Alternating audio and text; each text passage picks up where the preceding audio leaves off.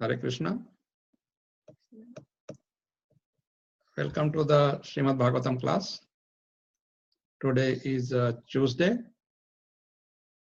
16th August 2016. We'll start with our prayers. Narayanam namaskritya Narayanam namaskritya Naram chaiva narottamam Naram chaiva narottamam Devim saraswatim vyasam Devim saraswatim vyasam Tato jayamudirayet Tato jaya mudirayet Nashtaprayeshu bhadreshu Nashtraprayeshu bhadreshu Nityam bhagavata sevaya Nityam bhagavata sevaya Bhagavatya uttama shloke Bhagvatya uttama shloke Bhaktir bhavati naishtiki Bhaktir bhavati naisthiki.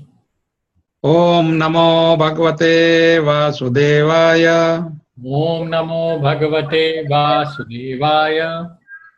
Om namo bhagavate vasudevaya Om namo bhagavate vasudevaya.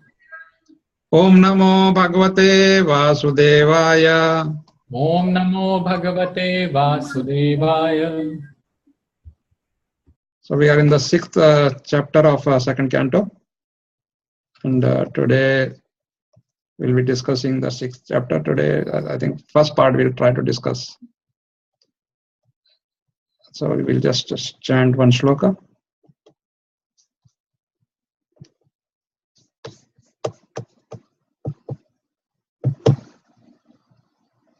So we are taking shloka number 19 from chapter 6.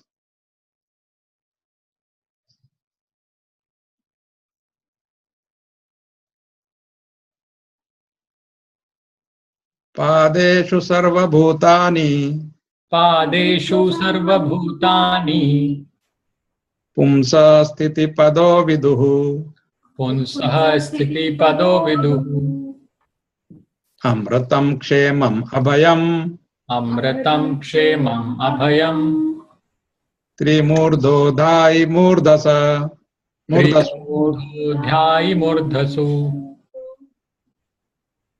Padeshu sarva bhutani Padeshu sarva bhutani pumsa sthiti pado viduhu punsah sthiti pado viduhu amratam kshemam abhayam amritam shemam abhayam trimurdhodhai murdasu. trimurdhodhai murdhasu. Braja Bihari Prabhu. Hare Krishna. Hare Krishna. Padeshu sarva bhutani Padeshu sarva bhutani punsta sthiti pado viduhu pumsa sthiti pado viduhu amritam shemam abhayam amritam kshemam abhayam trimurdhodhyayi murdasu. trimurdhodhai murdasu. Thank you, Prabhu. Padeshu Padeshu in the 1/4. In the 1/4. Sarva sarva all. Bhutani Bhutani, living entities. living entity. Pumsaha Punsaha, of the Supreme Person. of the the Supreme Supreme Person. Person. Sthiti Padaha Sthiti Padaha, the reservoir of all material opulence. the The reservoir of all material opulence. Viduhu, Viduhu, you should know. you should know. Amritam, Amritam, deathlessness. deathlessness. Kshemam, Shemam, Shemam, all happiness. all happiness. Free from the anxiety of old age, disease, etc. free from the anxiety of old age, disease, etc. Disease, etc. Abhayam, Abhayam, Abhayam, fearlessness. fearlessness. Trimurdhanaha, Trimurdhanaha, beyond the 3 higher planetary systems. beyond the 3 higher planetary systems. System. Adai, Atai, Adhai, exist. exist. exist. Murdasu, Murdasu. Murdasu, beyond the material coverings. beyond the material coverings. Translation. The Supreme Personality of Godhead is to be known as the supreme reservoir of all material opulences by the 1/4 of his energy in which all the living entities exist. Deathlessness, fearlessness, and freedom from the anxieties of old age and disease exist in the kingdom of God, which is beyond the 3 higher planetary systems and beyond the material coverings. Please repeat. The Supreme Personality of Godhead The Supreme Personality of Godhead is to be known as is to be known as the supreme reservoir the supreme reservoir of all material opulences of all material appliances by the 1/4 of his energy by the 1/4 of his energy, in which all the living entities exist. in which all the living entities exist. Deathlessness, Deathlessness, fearlessness, fearlessness, and freedom from the anxieties and freedom from the anxieties of old age and disease of old age and disease exist in the kingdom of God, exists in the kingdom of God, which is beyond the 3 higher planetary systems which is beyond the 3 higher planetary systems, and beyond the material coverings. and beyond the material coverings. Thank you very much. So please mute yourself. Om Ajnanatimirandasya Jnananjanashalakaya Chakshurunmilitam Yena Tasmai Shri Gurave Namah. Namo Vishnu Padaya Krishna Prishtaya Bhutale Srimate Jayapataka Swaminiti Namine. Namo Vishnu Padaya Krishna Prishtaya Bhutale Srimate Bhaktivedanta Swaminiti Namine. Namaste Saraswati Deve Gaurvani Pracharine Nirvishesha Shunyavadi Paschatya Deshatarine. Jai Shri Krishna Chaitanya Prabhu Nityananda Shri Advaita Gadadhar Shri Vasadi Gaura Bhakta Vrinda. Hare Krishna Krishna Krishna Hare Hare Hare Rama Rama Rama Hare Hare. So this is a very interesting chapter. This is titled Purusha Sukta Confirmed. You know, Purusha Suktas are the prayers by the Devatas to glorify Krishna. So here, these prayers are confirmed by Lord Brahma. As if you remember, we were discussing, Lord Brahma is answering Narada Muni, his son, about how he created and who empowered him, and the whole procedure for that, you know. So step by step he is explaining. So now he explained in the previous talk that we had about the Virata Purusha. You know, his different limbs, we saw that. But still not complete, he's continuing from there. So now in this chapter, he starts talking about the Virata Purusha. So he says his mouth is the generating center of the voice, right? So whatever voice we have, whatever sounds we hear, it comes from the mouth of the Virata Purusha. That's Krishna's expansion, material expansion, of course. But beyond us, even that material expansion is beyond us because it is transcendental. But still it's a form. And that's what, you know, the whole Prabhupada explains that if that's not a form, then why is Brahmaji talking about his mouth and legs and everything, you know? So it's a form. So this is a difficult portion for the Mayavadis to accept because they deny the form of Krishna. So they try to stick to Virata, and they say it is just symbolic, you know, it is nothing there. But a devotee knows that Krishna has his form, and then this Virata Purusha is just his expansion. So we saw also the Purusha avatars last time, like the 3 Vishnus, the Narayana, everything. So now he says that this is the generating voice, and the controlling deity of this is fire. So we saw that fire also has sound, right? So the fire, Agni, controls this. and then his skin, and then other layers, I told you that there are 7 layers beyond this anda. Anda is like, the entire sum total of all the universes. And then there are 7 layers, and then comes the Karana Sagar, and then the spiritual sky. So his skin and the 6 layers are, what are they generating? They are generating the shlokas, the Vedic hymns. And his tongue is producing different delicacies. The rasa, the taste comes from the tongue, right? So for that to taste, you have to have something delicacies, right? So all these fruits and vegetables and everything produced with them, with the help of the grains and everything. So this is all done. How? So that this can be offered. First is to offer it to Krishna, and then of course Brahmaji says that you also offer to the devatas. But if you offer it to the Krishna in the yagya, then the devatas automatically get it. So Prabhupada explains about that. Then his 2 nostrils are generating the breathing and all types of airs. We see in our body itself there are 5 types of air. And in the atmosphere there are so many airs. It's all generated by the 2 nostrils of the Virata Purusha. And then his smelling powers, naturally when you are saying breathing and the air, then you also have the smelling power. Unless without that you can't even find out what is what. So that he says that generates Ashwini Kumara. One day I want to talk about that in detail, Ashwini Kumaras. What has that got to do with this smelling powers and everything? And then all kinds of medicinal herbs and different kinds of fragrance. These are all produced. In a herb, you have to smell, right? That's how it starts. Those who are in knowledge of the herbs, they first smell. Like even Tulasi, when we say it's a herb, you just smell and then you see such fragrance. That all comes from the nostrils of the Virata Purusha.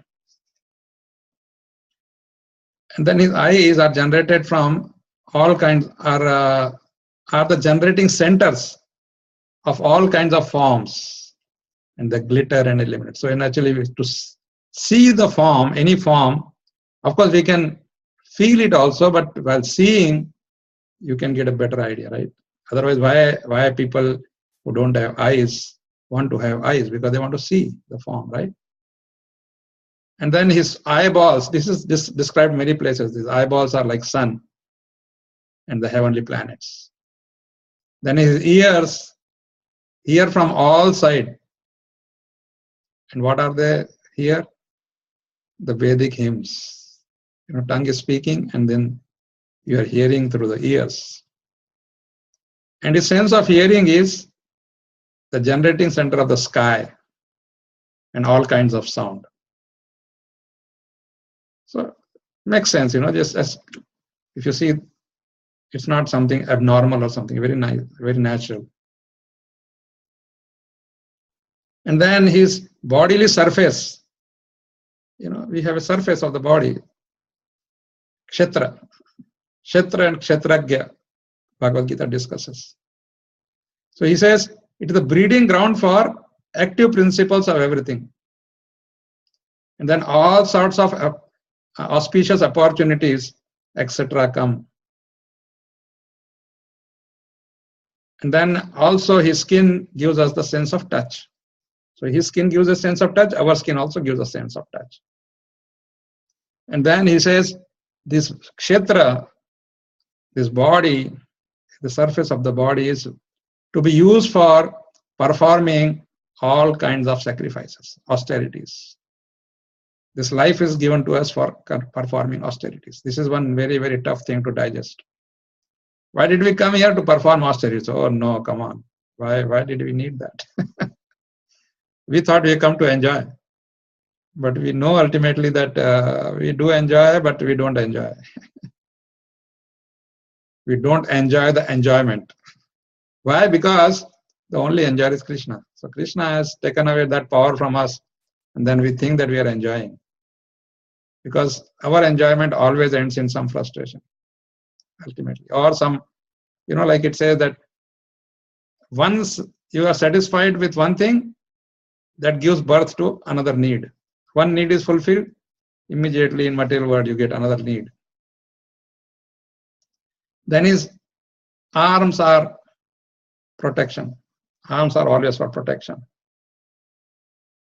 And then he says, these are all, his arms are like all these devatas and all the great personalities. They act as his arm to protect us. So this way, his feet, his lotus step means feet, right? They are the shelter for upper, lower, and heavenly planets. Everything is his shelter.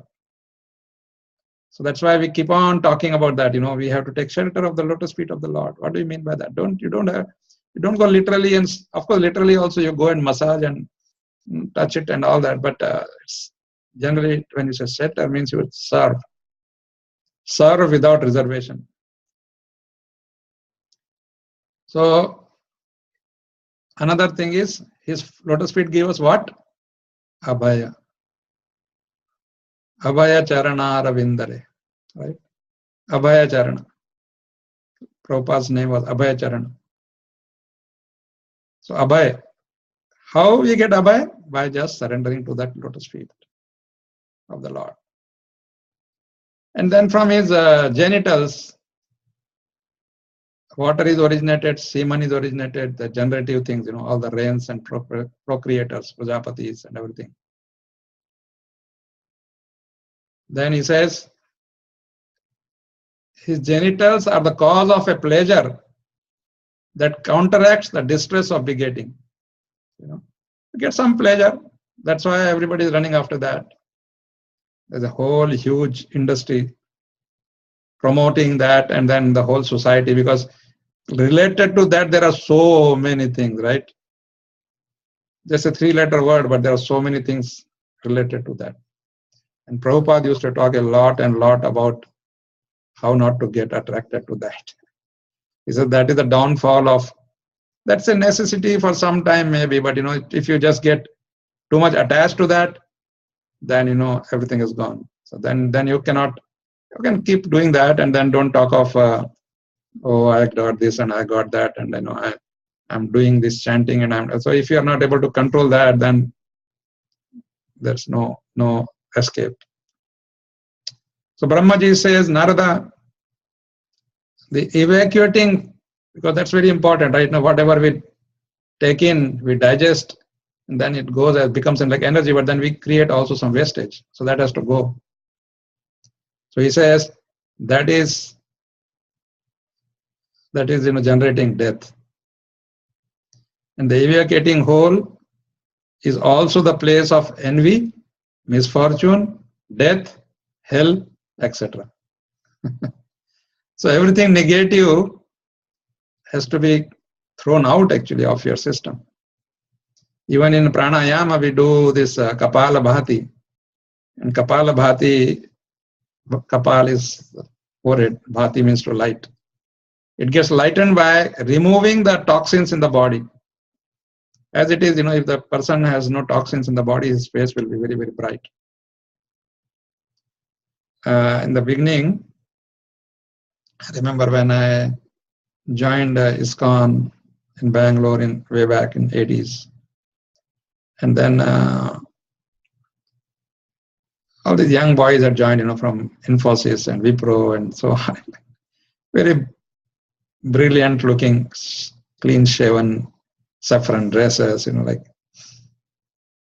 So one time we were all, I was a sort of a little older person from their standards, But still, we're all together. And then there was some program, and after the program, somebody came home, with us. He wanted to, I think, have a glass of water or something. I think he was hungry or some such thing. I don't remember exactly. Somebody brought, he said, please, Prabhu's place is nearby. Let's go there. So as we were talking, then I found out that he was a big businessman, who of course gave a big donation also later on. But he said, I want to know one thing from you. I said, okay, I'll try to answer. He said, why is it that all of you guys are so bright in looking? Your faces are shining. I just saw others devotees also. What is that? Of course, that time we didn't know much about philosophy and so on and so forth. Now also we don't know, but that time was really the beginning of everything. So I remember I just said, it's just the prasadam, Prabhu. Because we eat prasadam, we don't eat any non-veg or anything, no intoxication, no nothing. And I had read somewhere that you are what you eat. And he said, oh, wow, that makes some sense, And then he started asking more questions. So the point is, that if the intoxins start getting out of your system, then naturally you become younger looking, etc., etc. I'm talking about the material benefits. Spiritual benefits are immeasurable. Material benefits are also there. Then the back of the Lord, very interesting. It's all kinds of frustration, ignorance, everything, as well as immortality.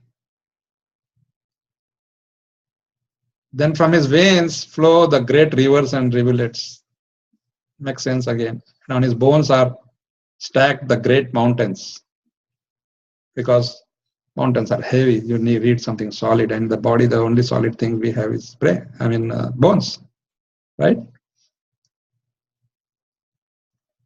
And then another interesting thing is his impersonal feature, his Brahma Jyoti, is the abode of great waters, oceans. And his belly is the resting place for materially annihilated living entities. It says, when living entities just go where? After they leave this body, they just go to the belly of the Virata Purusha. And then his heart is abode of subtle material bodies of living entities like Mana, Buddhi, Ahankara. That's there in his heart. So this way, Brahmaji continues describing the Virata Purusha. And then he says his consciousness, because if he's a Purusha, he has to have consciousness because he has a super soul. Of course, he has a soul which is a super soul. And then he has consciousness. And that consciousness is what? It is religious principles, the dharma. And Brahmaji even confirms that, this is everybody, including the four Kumaras, you, me, everybody. And then he says this consciousness is also the abode of truth and knowledge. So now, in the next 4 shlokas, Brahmaji explains about how all these living entities came into being. He's just enlisting some great personalities and people from different planets, etc., extraterrestrial and all that. So he says, starting from him, and then he said down to you, and Lord Shiva, all the great sages, Devatas, demons, Nagas, human beings, birds, beasts, reptiles, and all these universes, stars, planets, luminaries, lightning, thunder, everything. Then inhabitants of the different planetary systems like Gandharvas, Apsaras, Yakshas, Rakshasas, Bhutas, Nagas, Uragas, Pashus, Pitas, Siddhas, Charanas, Vidyadharas. They're all, then including birds, beasts, trees. Everything is covered by the universal form of the Lord at all times. It's not that they step out of that and they come back or something like that. Then again, he says, all times, past, present, and future. Although he is transcendental to all, eternally existing in a form not exceeding 9 inches. He's living out, that they say that the super soul, the area is, actually it's 9 inches is just conversion It is, I think it is called, 1 minute. In Sanskrit, they have a name for it.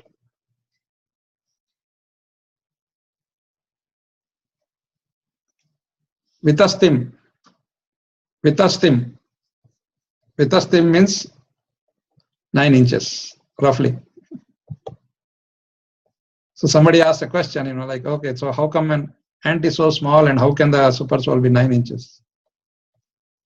So the explanation is that the area, that's not a physical boundary or something like that. Okay, I think I'm not able to go back.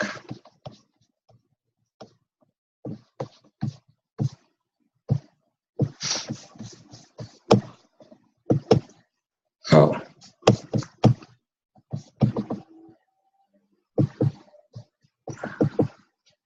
Just bear with me.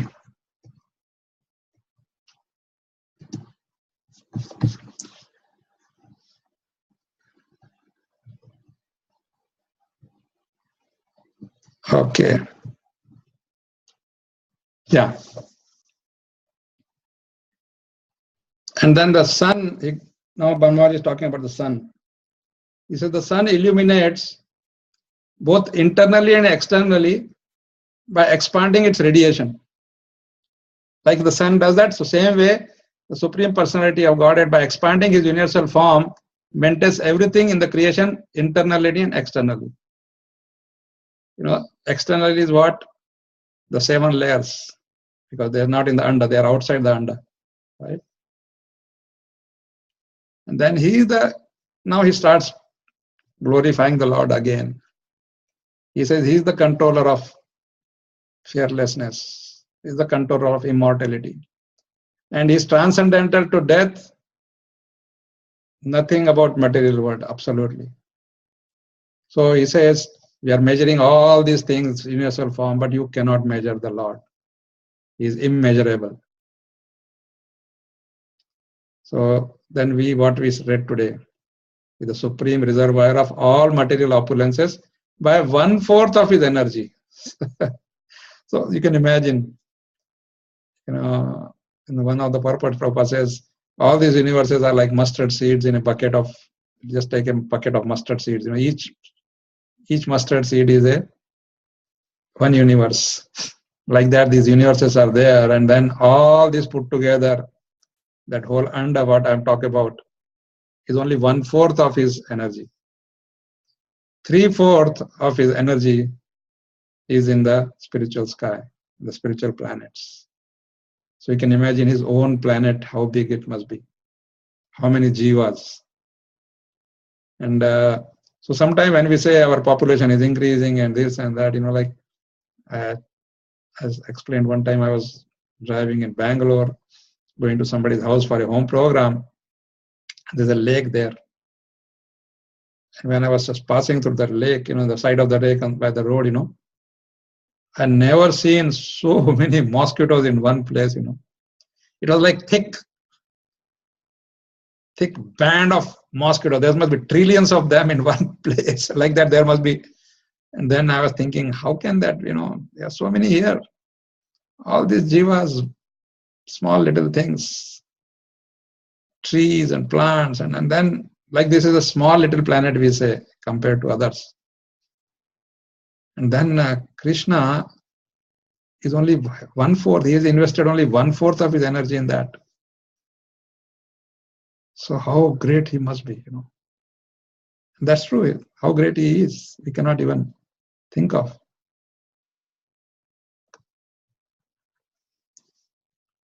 And then the spiritual world, as I said, consists of 3/4 of his energy. And that is situated beyond this material world. I already explained that. And then he says, that place is meant for only those who are not to be reborn. There's no death and disease, or these 4 things are missing. Time is missing.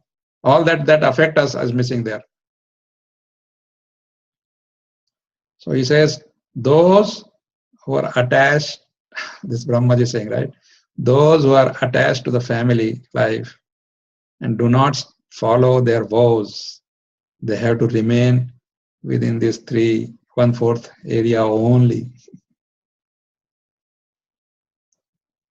So he says, ultimately, you can get out of this 3/4 problem and achieve the 3/4 solution by devotional service. And he says, one, we have to know that he is the master, he is the only enjoyer, and we are supposed to only serve him.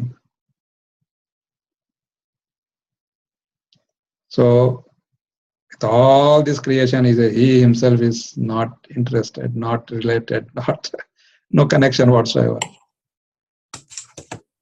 And he gives the example of sun, like separate from the rays and heat, right? So we'll stop here. We'll take up the rest of the chapter where he explains about himself, how he was born, etc. In the next class. Okay. So thank you very much. Hare Krishna. If you have any questions, comments, we can take it up. Hare Krishna.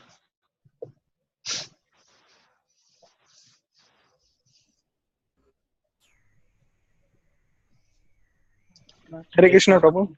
Hare Krishna. Yeah. So Brahmaji is having all this knowledge and he is explaining to Narad. Then why he stole the Krishnas and Krishna's Gopals and all cows, and he forget at that time. Right. So that is a lesson that even Brahmaji, who knows everything, also can be put into Maya, Because the problem is, the moment you start thinking that we are equal to or greater than Krishna and we can control him, and Krishna just withdraws all your powers, immediately on the spot, and puts you in a situation where you have to, like Brahma ultimately had to bow down to Krishna and beg his pardon, because that's what he deserved, right? He doubted Krishna's supremacy, because the problem was, Brahmaji thought, what is this small little boy? Everybody's talking about him, and he's doing something, some mistake things. And what's so great about him? So let me teach him a lesson. Correct. Then he got a lesson of his life, like. It's not only this, again, there are other stories also about, like how Brahma was puffed up. All these devatas, if you see the Puranas and our historical facts, then you will see that sometime or the other they were puffed up, like they did something like Indra, Chandra, everybody. And then every time Krishna corrected them. And that's why we keep saying that Krishna, nobody is equal to or greater than Krishna. That we have to always keep in mind, when comparing it with others or saying that this devata or that devi or something. So they have their own power. They are, like we see here. And the only fortune they have is that Krishna did not, Brahma did not create them, because he himself is one of them. So Krishna did not give that power to Brahma. He just gave it for him to, that will come now. Brahmaji explains that how, from where he starts taking over. The spiritual thing, for example, spiritual things are not under Brahma's control, because all the spiritual entities are direct control of Krishna. Okay. Thank you, Prabhu. Hare Krishna. Hare Krishna.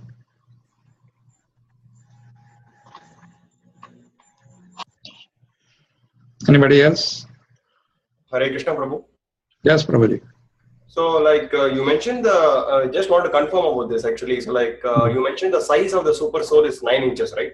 Within the Yeah, one, it's just said something like this, something like this. Okay. Now, for example, mine is exact 10 inches. So somebody may say, oh, you said that, but you are 10 inches. So no, it's like a general idea, to give a general idea, because people, this is not a inch and centimeter, system in the Vedic time. They have all this like this. Like you say, a home deity should be this big. You know that? Oh. Yeah, somebody wants to bring a deity at home, so it should be as big as the main person of the home. That main person, whoever it is, his feast, and it should not exceed that. Oh. But I mean, we don't follow it anymore. Like everybody wants big things, nice big things. It's okay. At least we are saying that we are able to do some service by that. That's all. That's a good thing. Okay, Prabhu. But if you bring that and then tell everybody, hey, your deity is only so small and my deity is so big. So my Krishna is bigger than your Krishna and more powerful. Actually, I think I shared this with you, or I don't remember, but I had a dream about a couple of years back, and then Srila Prabhupada came in my dream and he sat in front of me. I mean, there was other details of the dream, but he came and sat in front of me and he put his hand on my shoulder. And then he says, if Krishna is so small, like we always show Krishna like this, we don't show like this. From here to eternity. That's how it is. We say if he's this big or he's this big, doesn't matter. He's the same Krishna. So, I mean, and then I got up from the dream. So that's a fantastic instruction for me from Srila Prabhupada. Thank you for sharing, Prabhu. Thank you. Hare Krishna. Hare Krishna.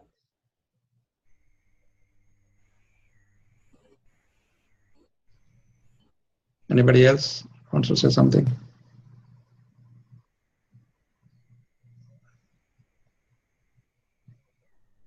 Okay then. Thank you very much. We'll just have darshan of the Lord.